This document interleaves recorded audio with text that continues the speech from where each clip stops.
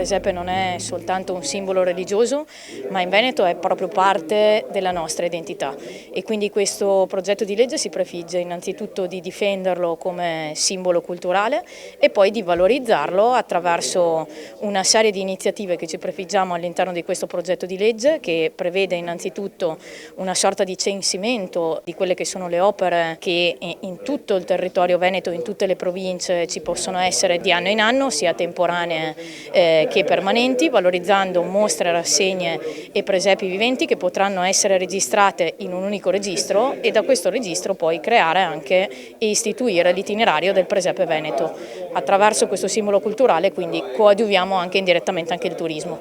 Il patrimonio presepiale non è solo un simbolo, non è solo di fede o simbolo di tradizione, della nostra tradizione, ma è un pilastro di quello che è la cultura dell'artigianato, della nostra creatività e soprattutto con questo progetto di legge la Regione vuole dare un segnale forte di trasformare tutto questo in un asset strategico anche di offerta turistica e di valorizzazione dei nostri territori. Credo di poter dire come Sesta Commissione noi avremo un'attenzione particolare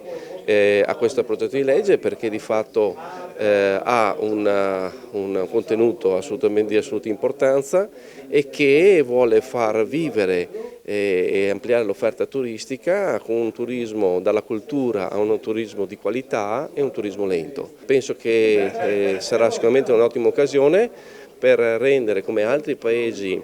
europei il presepio come un riconoscimento che in alcune anche realtà è diventato un riconoscimento dell'UNESCO. Spesso siamo distratti da quello che l'occhio del turista invece vede subito, no? Per noi l'ascolto del territorio è importante, degli operatori dei turisti e i presepi sono diventati veramente un'attenzione che i turisti vorrebbero sempre più rafforzare, quindi per farlo diventare prodotto turistico, come si diceva oggi, occorre coinvolgere gli operatori, creare la fruibilità, creare prodotto, portare le persone nei territori a visitarli e soprattutto la cosa interessante è che il presepe è un tema di comunità prima ancora che di turismo, no? Ci sono persone che sono impegnate tutto l'anno e la cosa bella sarebbe non solo andare a vedere i presepi ma creare magari dei prodotti turistici, dei tour, delle attività per andare a visitare le botteghe artigiane, lavorare a fianco all'artigiano, magari venire, aiutarlo e poi tornare a vedere l'opera compiuta, no? Quindi da questo punto di vista il turismo si mescola con la comunità e diventa un potenziale attrattore molto importante.